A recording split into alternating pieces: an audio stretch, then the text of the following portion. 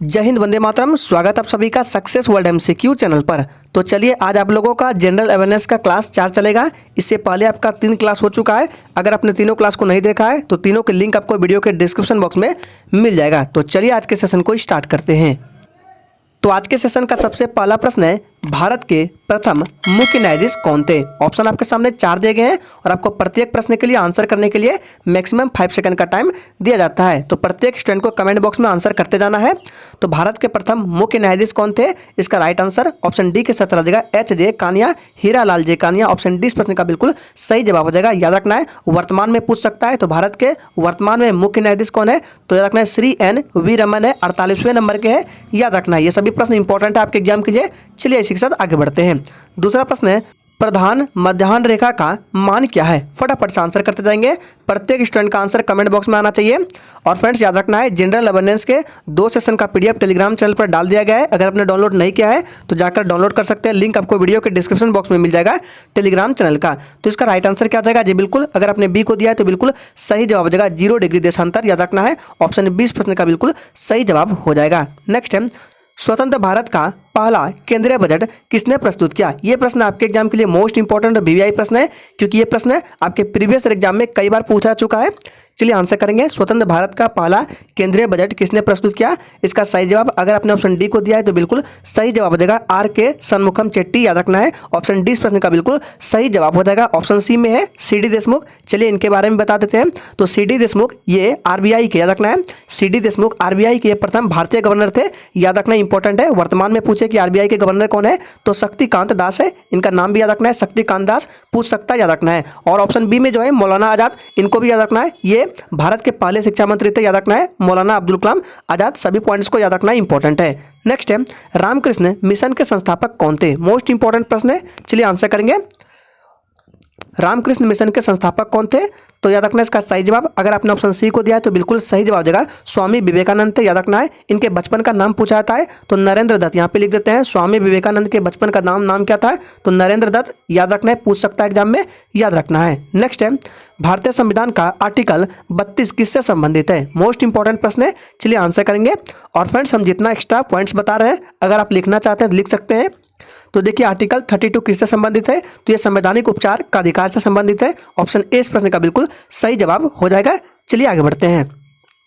Next है, दुनिया का सबसे बड़ा महासागर कौन सा है? फटाफट से आंसर करते जाएंगे। और जो भी स्टूडेंट चैनल पर पहली बार आए हैं, चैनल पे नए आए हैं, चैनल को सब्सक्राइब करके साथ में बेल आइकन को जरूर प्रेस कर लेंगे, ताकि आने वाले समय में इस तरह के इंपॉर्टेंट क्लास आपसे कभी मिस ना हो। तो दुनिया का सबसे बड़ा महासागर पूछा जा रहा है तो सी के साथ चला जाएगा, प्रशांत महासागर। याद रखना है। वही बात करें दूसरा पूछे तो दूसरा कौन सा हो जाएगा? याद रखना है, इसका सही जवाब हो जाएगा बी, अटलांटिक महासागर जो है ये दूसरा सबसे बड़ा महासागर है दुनिया में। याद रखना है, पहले स्थान पर प्रशांत महासागर है। याद रखना है। चलिए शिक्षक आगे बढ़ते हैं। नेक्स्ट है, FDI का पूर्ण रूप क्या है? पूछा गया प्रश्न है। चलिए आंसर करेंगे, FDI का पूर्ण रूप क्या है? और फ्रेंड्स अगर आपको किसी भी प्रश्न में थोड़ा भी डाउट होता है तो तुरंत आप कमेंट करके पूछ सकते हैं। तो FDI का पूर्ण रूप हिंदी में बात करें तो इसका राइट आंसर डी के साथ चला जाएगा, विदेशी प्रत्यक्ष निवेश होता है। ऑप्शन डी इस प्रश्न का बिल्कुल सही जवाब हो जाएगा। इंग्लिश में बात करें तो FDI का फुल फॉर्म होता है फॉरेन डायरेक्ट इन्वेस्टमेंट। याद रखना है। चलिए आगे बढ़ते हैं। नेक्स्ट है, गाजी मलिक किस राजवंश के संस्थापक थे? फटाफट से आंसर करेंगे, सोच समझ का आंसर करना है। गाजी मलिक किस राजवंश के संस्थापक थे? तो याद रखना है, इसका सही जवाब ऑप्शन ए के साथ चला जाएगा, तुगलक। याद रखना है, ऑप्शन ए इस प्रश्न का बिल्कुल सही जवाब हो जाएगा। गाजी मलिक इन्हें गयासुद्दीन तुगलक के नाम से जाना जाता है। याद रखना है। नेक्स्ट है, संविधान सभा द्वारा राष्ट्रीय गान को कब अपनाया गया? फटाफट से आंसर करेंगे। याद रखना है, हमारा राष्ट्रीय गान क्या है? तो जन गण मन है। राष्ट्रीय गीत कौन सा है? तो वंदे मातरम है। और राष्ट्रीय गान को किसने लिखा? तो रविंद्रनाथ टैगोर ने। और राष्ट्रीय गान को पहली बार कब गाया गया ये भी पूछा जाता है। तो पहली बार इसे 1911 में गाया गया था। याद रखना है, राष्ट्रीय गान जन गण मन को लिखा था किसने? तो रविंद्रनाथ टैगोर ने। और राष्ट्रीय गीत जो है वंदे मातरम, उनको किसने लिखा है? तो वंदे मातरम को लिखा है बंकिम चंद्र चटर्जी ने। याद रखना है। तो 9 का राइट आंसर ऑप्शन ए के साथ चला जाएगा, 24 जनवरी 1950 को संविधान सभा द्वारा राष्ट्रीय गान को अपनाया गया था। याद रखना है, एक पूछा जाता है राष्ट्रीय ध्वज, जो कि आपके एग्जाम के लिए मोस्ट इंपॉर्टेंट है। तो याद रखना है, राष्ट्रीय ध्वज को कब अपनाया गया था ये भी पूछा जाता है। तो यहाँ पे लिख देते हैं 22 जुलाई, डेट को याद रखना है, 22 जुलाई 1947 को अपनाया गया था राष्ट्रीय ध्वज को। याद रखना है। तो चलिए शिक्षक आगे बढ़ते हैं। नेक्स्ट क्वेश्चन है, 23.5 डिग्री दक्षिणी अक्षांश क्या चिन्हित करता है? फटाफट से आंसर करेंगे। जैसे ये हमारा अर्थ है, 20 से काटेंगे तो इसको भूमध्य बोलते हैं। ऊपर 23.5 डिग्री ये नॉर्थ है और नीचे 23.5 डिग्री साउथ। तो 23.5 डिग्री नॉर्थ पूछेगा तो कर्क हो जाएगा। अगर 23.5 डिग्री साउथ पूछे नीचे वाले तो इसको मकर हो जाएगा। तो यहाँ क्या पूछा रहा है, 23.5 डिग्री दक्षिणी अक्षांश यानी कि ये वाला पूछा रहा है, तो इसका राइट आंसर बी के साथ चला जाएगा मकर रेखा। याद रखना है 20 प्रश्न का बिल्कुल सही जवाब हो जाएगा। नेक्स्ट है, भारतीय नोट की भाषा सूची पर कितनी भाषाएं हैं? सोच समझ का आंसर करना है। चलिए, आंसर गलत नहीं करना है। भारतीय नोट की भाषा सूची पर कितनी भाषाएं हैं, सही से प्रश्न को पढ़िए। देखिए यहाँ पे क्या पूछा जा रहा है, भारतीय नोट की भाषा सूची पर पूछा जा रहा है, तो इसका राइट आंसर ए के साथ चला जाएगा 15। 17 नहीं होगा, सिर्फ पूछे भारतीय नोट पर तो 17 के साथ जा सकते हैं, लेकिन यहाँ पे क्या देखिए पूछा है कि भारतीय नोट की भाषा सूची पर कितना है, तो 15 हो जाएगा। ऑप्शन ए इस प्रश्न का बिल्कुल सही जवाब हो जाएगा। दोनों को याद रखना है, कंफ्यूज नहीं होना है, राइट आंसर ए के साथ चला जाएगा। नेक्स्ट है, मलिक काफूर खालिस्तान का जनरल था। सोच समझ का आंसर करना है। और फ्रेंड्स, अगर आपको ये सेशन अच्छा लग रहा है तो सभी लोग दिल से एक बार सेशन को जरूर लाइक करेंगे। तो मलिक काफूर किसका जनरल था, तो अलाउद्दीन खिलजी का। याद रखना ऑप्शन डी इस प्रश्न का बिल्कुल सही जवाब हो जाएगा। चलिए शिक्षक आगे बढ़ते हैं। नेक्स्ट है, संविधान सभा का विचार किसके द्वारा दिया गया था? फटाफट से आंसर करते जाएंगे। और फ्रेंड्स, आज आपको सारे सेशन के पीडीएफ मिल जाएंगे। जनरल अवेयरनेस के टोटल 4 क्लास कराए गए हैं, ये मिलाकर आपका 4 क्लास हो जाएगा। और सभी के सेशन आज आपको टेलीग्राम चैनल पर मिल जाएंगे, वो भी आंसर के साथ। तो इसका राइट आंसर क्या जाएगा जी, बिल्कुल 13 का राइट आंसर ऑप्शन सी के साथ चला जाएगा। MN रॉय याद रखना है, सी इस प्रश्न का बिल्कुल सही जवाब हो जाएगा। डॉक्टर राजेंद्र प्रसाद को याद रखना है, संविधान सभा की अस्थायी अध्यक्ष थे। याद रखना है अस्थायी अध्यक्ष थे, और अस्थायी पूछे तो कौन हो जाएगा, तो सच्चिदानंद सिन्हा अस्थायी अध्यक्ष थे। याद रखना है। चलिए शिक्षक आगे बढ़ते हैं। नेक्स्ट है, हिमालय पर्वत श्रृंखला किस प्रकार के पहाड़ों के तहत आती है? ये भी प्रश्न एग्जाम में कई बार पूछा गया है, ये सभी प्रश्न मोस्ट रिपीटेड है। तो हिमालय पर्वत श्रृंखला किस प्रकार के पहाड़ों के तहत आती है? याद रखना है वलित पर्वत। याद रखना है जिसको हम बोलते हैं फोल्ड माउंटेन, वलित पर्वत के अंतर्गत आते हैं। ऑप्शन डी इस प्रश्न का बिल्कुल सही जवाब हो जाएगा। याद रखना है। नेक्स्ट है, भारत में मुद्रास्फीति को मापा जाता है, किससे मापा जाता है? चलिए आंसर करते जाएंगे। और जिसने अभी तक लाइक नहीं किया सभी लोग दिल से उस सेशन को जरूर लाइक करेंगे। तो भारत में मुद्रास्फीति को मापा जाता है, तो इसका राइट आंसर ऑप्शन चला जाएगा बी के साथ उपभोक्ता मूल्य सूचकांक से। ऑप्शन 20 प्रश्न का बिल्कुल सही जवाब हो जाएगा। और फ्रेंड्स याद रखना है, टेलीग्राम चैनल का लिंक आपको वीडियो के डिस्क्रिप्शन बॉक्स में मिल जाएगा। नेक्स्ट है, बाबर ने इब्राहिम लोदी को कहाँ हराया था? पूछा गया प्रश्न, चलिए आंसर करेंगे। बाबर ने इब्राहिम लोदी को कहाँ हराया था? तो इसका सही जवाब अगर आपने ऑप्शन डी को दिया है तो बिल्कुल सही जवाब हो जाएगा पानीपत में। ऑप्शन डी इस प्रश्न का बिल्कुल सही जवाब हो जाएगा। याद रखना है, हल्दी घाटी का युद्ध पूछा जाता है, तो हल्दी घाटी का युद्ध कब हुआ था? तो 1576 ईस्वी में। याद रखना है, हल्दी घाटी का युद्ध 1576 ईस्वी में अकबर और महाराणा प्रताप के बीच हुआ था। याद रखना है। चौसा का युद्ध पूछा जाता है, चौसा का युद्ध यहाँ पे लिख देते हैं। चौसा का युद्ध 1539 ईस्वी में हुमायूं और शेरशाह सूरी के बीच। याद रखना है। नेक्स्ट है, भारत के पहले उपराष्ट्रपति कौन थे? फटाफट से आंसर करेंगे, बहुत ईजी प्रश्न और इंपॉर्टेंट प्रश्न है। भारत के पहले उपराष्ट्रपति कौन थे? तो रखना इसका राइट आंसर ऑप्शन ए के साथ चला जाएगा doctor S Radhakrishnan. Option A इस प्रश्न का बिल्कुल सही जवाब हो जाएगा। और इन्हीं के जन्म दिवस पर 5 सितंबर को याद रखना है, 5 सितंबर को क्या मनाते हैं? तो शिक्षक दिवस। याद रखना है। नेक्स्ट है, पृथ्वी की ऊपरी परत पर दूसरा सबसे प्रचुर मात्रा में पाया जाने वाला तत्व कौन सा है? मोस्ट इंपॉर्टेंट प्रश्न है, सारे प्रश्न सिलेक्टेड है, इसलिए सेशन में एंड तक बने रहना है। तो पृथ्वी की ऊपरी परत पर दूसरा सबसे प्रचुर मात्रा में पाया जाने वाला तत्व पूछा रहा है, तो सिलिकॉन हो जाएगा। ऑप्शन 20 प्रश्न का बिल्कुल सही जवाब हो जाएगा, सिलिकॉन। याद रखना है। नेक्स्ट है, झूम कृषि एक प्रकार की खेती को निम्न में से किस और नाम से जाना जाता है? मोस्ट इंपॉर्टेंट प्रश्न है, चलिए आंसर करेंगे। ये सभी प्रश्न जितने कराए जा रहे हैं सभी आपके एग्जाम में पूछे गए हैं। तो झूम कृषि एक प्रकार की खेती को निम्न में से किस नाम से जाना जाता है? तो स्थानांतरणशील कृषि के नाम से। ऑप्शन ए इस प्रश्न का बिल्कुल सही जवाब हो जाएगा। नेक्स्ट है, खिलाफत आंदोलन किस वर्ष में प्रारंभ हुआ था? फटाफट से आंसर करते जाएंगे, प्रत्येक स्टूडेंट को कमेंट बॉक्स में आंसर करते जाना है। तो खिलाफत आंदोलन किस वर्ष में प्रारंभ हुआ था? याद रखना है 1919 में। ऑप्शन सी इस प्रश्न का बिल्कुल सही जवाब हो जाएगा। याद रखना है। नेक्स्ट है, राज्यसभा में राष्ट्रपति द्वारा कितने सदस्य मनोनीत किए जाते हैं? ध्यान दीजिए, यहाँ पे राज्यसभा में पूछा जा रहा है, तो राष्ट्रपति द्वारा कितने सदस्यों को राज्यसभा में मनोनीत किया जाता है? सही जवाब अगर आपने ऑप्शन ए को दिया है तो बिल्कुल सही जवाब हो जाएगा 12 को। याद रखना है। नेक्स्ट क्वेश्चन है, पृथ्वी का केंद्र का तापमान क्या है? यानी कि पृथ्वी के अंदर 6400, याद रखना है 6400 की गहराई पर उसका तापमान पूछा रहा है। तो याद रखना इसका राइट आंसर है, अगर आपने डी को दिया तो बिल्कुल सही जवाब देगा 6000 डिग्री सेल्सियस। याद रखना इंपॉर्टेंट प्रश्न है, 6000 डिग्री सेल्सियस होता है। नेक्स्ट है, जायद की फसल खालिस्तान का मौसम होता है, यानी कि जायद की फसल का मौसम क्या है आपको बताना है, सोच समझ का आंसर करना है।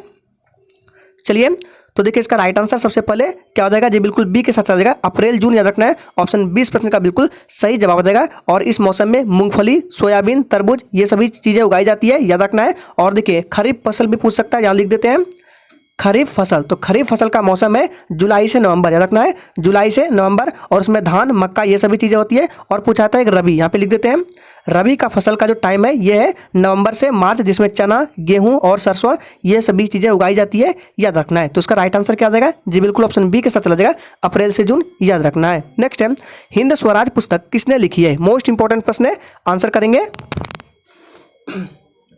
चलिए, तो हिंद स्वराज पुस्तक किसने लिखी है, इसका सही जवाब अगर आपने ऑप्शन बी को दिया है तो बिल्कुल सही जवाब हो जाएगा, महात्मा गांधी ने, याद रखना है। और भाषा पूछ सकता है किस भाषा में लिखा गया है, तो गुजराती भाषा में, याद रखना है। और महात्मा गांधी को पूछा जाता है कि बापू किसने कहा था, तो सुभाष चंद्र बोस ने महात्मा गांधी को बापू कहा था, याद रखना है। नेक्स्ट है निम्नलिखित में से कौन सा राज्य का संवैधानिक प्रमुख है, फटाफट से आंसर करते जाएंगे। और फ्रेंड्स, आपको क्वेश्चंस के लेवल को देखकर पता चल गया होगा कि सारे प्रश्न मैं आपके लिए इंपॉर्टेंट लेकर आया हूं, तो सभी लोग एक बार दिल से सेशन को जरूर लाइक कर देंगे। तो इसका राइट आंसर क्या जाएगा जी, बिल्कुल यहाँ देखिए क्या पूछा है, राज्य का संवैधानिक प्रमुख पूछा जा रहा है, तो राइट आंसर ए के साथ चला जाएगा, राज्यपाल, याद रखना है। ऑप्शन ए इस प्रश्न का बिल्कुल सही जवाब हो जाएगा। नेक्स्ट है किस मिट्टी को थोड़ी सिंचाई की जरूरत है क्योंकि यह मिट्टी के पानी को बरकरार रखती है, फटाफट से आंसर करेंगे। कौन सी मिट्टी है जिसको थोड़ी सिंचाई की जरूरत पड़ती है और वह मिट्टी पानी को बरकरार रखती है, तो कौन सी मिट्टी है, काली मिट्टी, याद रखना है। ऑप्शन ए इस प्रश्न का बिल्कुल सही जवाब हो जाएगा। और काली मिट्टी का दूसरा नाम पूछा जाता है तो रेगुर मिट्टी है, याद रखना है, इंपॉर्टेंट है। नेक्स्ट है आर्थिक नियोजन खाली स्थान अर्थव्यवस्था की आवश्यक विशेषताएं हैं, आंसर करेंगे। आर्थिक नियोजन अर्थव्यवस्था की आवश्यक विशेषता है, समाजवादी, मिश्रित पूंजीवादी या इनमें से कोई नहीं, तो इसका सही जवाब ऑप्शन ए के साथ चला जाएगा, समाजवादी, याद रखना है। ऑप्शन ए इस प्रश्न का बिल्कुल सही जवाब हो जाएगा। नेक्स्ट है बंगाल विभाजन भारत में किस ब्रिटिश वायसराय ने किया था, फटाफट से आंसर करते जाएंगे। चलिए, और सेशन के एंड में अपना अपना स्कोर जरूर देना है कि आपने कितने प्रश्न का सही जवाब दिए हैं। तो बंगाल विभाजन भारत में किस ब्रिटिश वायसराय ने किया था, सही जवाब है लॉर्ड कर्जन ने, याद रखना है। डी इस प्रश्न का बिल्कुल सही जवाब देगा। कब किया था, तो 1905 ईस्वी में, इस डेट को भी याद रखना है, पूछा जाता है बंगाल विभाजन 1905 में, याद रखना है। नेक्स्ट है निम्नलिखित में से किस शहर को 7 द्वीपों का शहर कहा जाता है, मोस्ट इंपॉर्टेंट प्रश्न है, ये प्रश्न प्रीवियस एग्जाम में कई बार पूछा गया है। निम्नलिखित में से किस शहर को 7 द्वीपों का शहर कहते हैं, तो मुंबई को, याद रखना है। ऑप्शन बी इस प्रश्न का बिल्कुल सही जवाब हो जाएगा। हैदराबाद को, याद रखना है, हैदराबाद को निजामों का शहर बोलते हैं। और हैदराबाद पूछा जाता है किस नदी के किनारे है, तो मूसी नदी के किनारे, ये भी याद रखना है। हैदराबाद मूसी नदी के तट पर बसा हुआ है। कोलकाता पूछा जाता है तो ये हुगली नदी के तट पर है, दोनों को याद रखना इंपॉर्टेंट है। नेक्स्ट है 1991 के आर्थिक सुधारों के दौरान वित्त मंत्री कौन थे, चलिए आंसर करेंगे। ध्यान दीजिए 1921 के आर्थिक सुधारों के दौरान पूछा रहा है वित्त मंत्री कौन थे, तो याद रखना है मनमोहन सिंह थे। ऑप्शन ए इस प्रश्न का बिल्कुल सही जवाब हो जाएगा, मनमोहन सिंह, याद रखना है। चलिए आगे बढ़ते हैं। नेक्स्ट क्वेश्चन है महात्मा गांधी की अध्यक्षता में कांग्रेस का एकमात्र वार्षिक अधिवेशन कौन सा था, चलिए आंसर करेंगे। महात्मा गांधी की अध्यक्षता में कांग्रेस का एकमात्र वार्षिक अधिवेशन बताना है कौन सा था, ये प्रश्न आपके एग्जाम के लिए मोस्ट इंपॉर्टेंट है। तो याद रखना है बेलगांव अधिवेशन था जो कि 1924 में हुआ था। ऑप्शन 20 प्रश्न का बिल्कुल सही जवाब हो जाएगा, याद रखना है। नेक्स्ट है कैबिनेट मिशन योजना में स्थापित की गई थी, चलिए आंसर करेंगे, यानी कि कैबिनेट मिशन योजना किस वर्ष स्थापित की गई थी। चलिए, तो याद रखना है कैबिनेट मिशन योजना 1942, याद रखना है। इसका राइट आंसर ऑप्शन चला जाएगा डी के साथ, 1946 याद रखना है, 42 नहीं 46 हो जाएगा। और इसी मिशन के तहत संविधान सभा का गठन हुआ था, तो इसका राइट आंसर डी के साथ चला जाएगा, 1946, याद रखना है। नेक्स्ट है खरीफ फसलों की कटाई किस माह में की जाती है, फटाफट से आंसर करेंगे। ये सारे प्रश्न सिलेक्टेड है, खरीफ फसलों की कटाई किस माह में की जाती है, तो याद रखना है इसका सही जवाब ऑप्शन ए के साथ चला जाएगा, अक्टूबर नवंबर। ऑप्शन ए इस प्रश्न का बिल्कुल सही जवाब हो जाएगा, याद रखना है। और खरीफ फसल में क्या क्या आता है, धान, मक्का, ये सब आता है, याद रखना है। नेक्स्ट है किस वित्त मंत्री ने सबसे अधिक बार बजट प्रस्तुत किया था, मोस्ट इंपॉर्टेंट है, वीवीआई प्रश्न आपके एग्जाम के लिए, फटाफट से आंसर करेंगे। किस वित्त मंत्री ने सबसे अधिक बार बजट प्रस्तुत किया था, तो इसका सही जवाब क्या आ जाएगा, मोरारजी देसाई ने। इस प्रश्न को खासकर ध्यान रखना है, मोस्ट इंपॉर्टेंट है, मोरारजी देसाई ने। ऑप्शन ए इस प्रश्न का बिल्कुल सही जवाब हो जाएगा। नेक्स्ट है निम्न में से किसे फ्रंटियर गांधी के नाम से जाना जाता था, पूछा गया प्रश्न है, चलिए आंसर करेंगे। निम्न में से किसे फ्रंटियर गांधी के नाम से जाना जाता था, तो इसका सही जवाब देगा अब्दुल गफ्फर खान को। ऑप्शन 20 प्रश्न का बिल्कुल सही जवाब देगा अब्दुल गफ्फर खान को। नेक्स्ट है राज्यसभा का पदेन अध्यक्ष कौन होता है, चलिए आंसर करेंगे। और फ्रेंड्स, जिसने अभी तक सेशन को लाइक नहीं किया है सभी लोग दिल से एक बार सेशन को लाइक करेंगे, और सेशन अच्छा लग रहा है तो सेशन को शेयर जरूर करेंगे। तो भारत के उपराष्ट्रपति हो जाएगा, ये राज्यसभा का पदेन अध्यक्ष होता है, याद रखना है। नेक्स्ट है पश्चिमी घाट की सबसे ऊंची चोटी कौन सी है, मोस्ट इंपॉर्टेंट प्रश्न है, चलिए आंसर करेंगे। पश्चिमी घाट की सबसे ऊंची चोटी कौन सी है, तो याद रखना है इसका सही जवाब ऑप्शन ए के साथ चला जाएगा। क्या हो जाएगा? अनामुड़ी, याद रखना है अनाईमुड़ी। ऑप्शन ए इस प्रश्न का बिल्कुल सही जवाब रहेगा, जो कि केरल में याद रखना है। एक पूछा आता है नीलगिरी की सबसे ऊंची चोटी, तो ऑप्शन सी में जो दिख रहा है डोडा बेटा, ये नीलगिरी की सबसे ऊंची चोटी है, पूछा जाता है, याद रखना है। नेक्स्ट है, निम्नलिखित में से किस कांग्रेस अधिवेशन में पूर्ण स्वराज की मांग की गई थी? ये भी प्रश्न आपके एग्जाम के लिए कतई जहर प्रश्न है। आपको बताना है कांग्रेस के किस अधिवेशन में पूर्ण स्वराज की मांग रखी गई थी। तो याद रखना है कांग्रेस का लाहौर अधिवेशन हुआ था। कब हुआ था? तो 1929 में हुआ था। इसी में पूर्ण स्वराज की मांग रखी गई थी, याद रखना है। और आप लोग कमेंट करके बताएंगे किस अधिवेशन की अध्यक्षता किसने किया था। देखते हैं कितने बच्चे आंसर कर पाते हैं। नेक्स्ट है, भारतीय संविधान का आर्टिकल 51 किससे संबंधित है? मोस्ट इंपोर्टेंट प्रश्न है, आंसर करेंगे। भारतीय संविधान का आर्टिकल 51 किससे संबंधित है?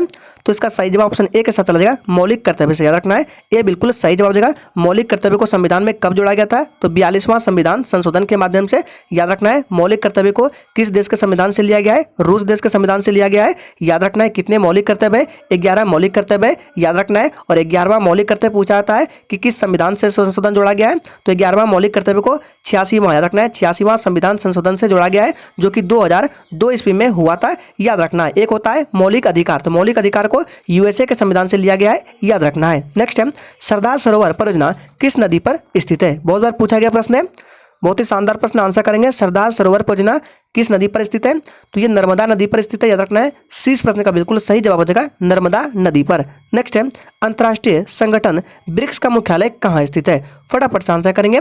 ब्रिक्स का मुख्यालय आपको बताना है कहाँ पर है। तो याद रखना है अंतर्राष्ट्रीय संगठन ब्रिक्स का मुख्यालय संघाई चीन, याद रखना है। ऑप्शन ए इस प्रश्न का बिल्कुल सही जवाब हो जाएगा, संघाई चीन। नेक्स्ट है, निम्नलिखित में से चिनाब का ऋग्वैदिक कालीन नाम क्या है? फटाफट से आंसर करेंगे।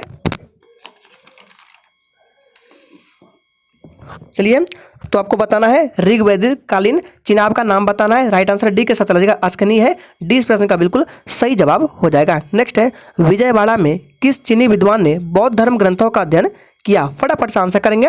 और जिसने अभी तक लाइक नहीं किया है, प्लीज सभी लोग सेशन को जरूर लाइक करेंगे। तो इसका राइट आंसर डी के साथ चला जाएगा। क्या जाएगा? ऑप्शन डी इस प्रश्न का बिल्कुल सही जवाब हो जाएगा, डोंग फैंग सुओ, याद रखना है। नेक्स्ट है, पाटलिपुत्र को मगध की राजधानी के रूप में किसने स्थापित किया था? चलिए आंसर करेंगे।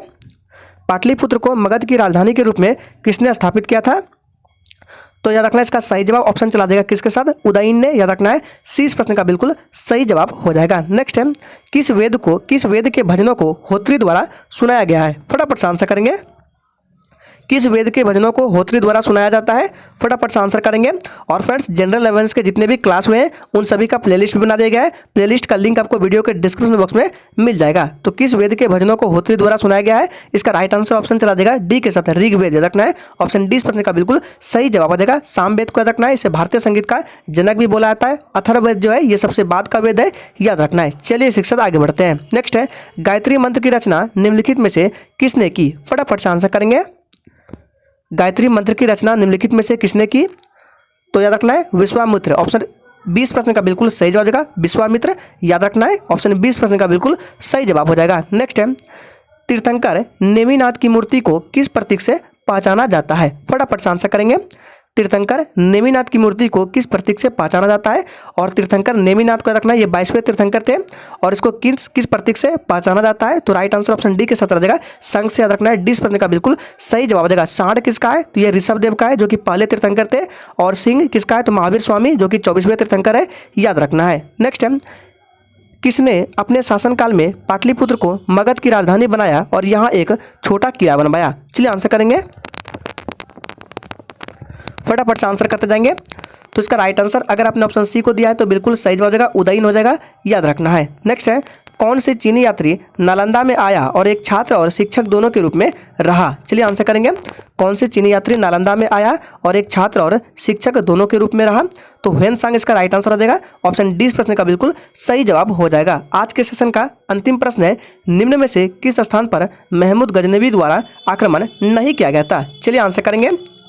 और ये सेशन जनरल अवेयरनेस का लास्ट क्लास है, तो याद रखना है इसका सही जवाब। अगर आपने ऑप्शन सी को दिया है तो बिल्कुल सही जवाब हो जाएगा, जयपुर, याद रखना है। सी इस प्रश्न का बिल्कुल सही जवाब हो जाएगा। तो आज आपका जनरल अवेयरनेस का क्लास कंप्लीट होता है यहीं पर। तो आज के लिए इतना ही, तब तक के लिए जय हिंद।